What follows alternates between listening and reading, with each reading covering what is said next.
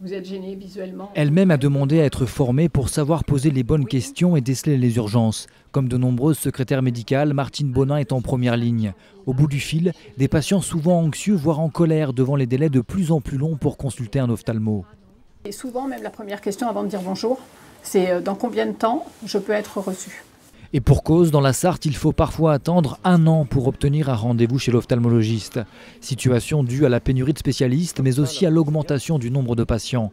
Or, cette attente est parfois lourde de conséquences pour la santé, avec des pathologies pas toujours dépistées à temps. Il est évident que si la personne ressent une gêne au niveau de la vue, mais ne l'analyse pas, on ne va pas identifier que c'est un problème de champ visuel, on va plutôt penser que c'est un problème de lunettes et on va lui donner un rendez-vous normal. Alors, on a quelques cas comme ça de patients ayant des tumeurs cérébrales évolutives, avec des déficits importants du champ visuel, mais qui n'ont pas été analysés comme tels par le patient.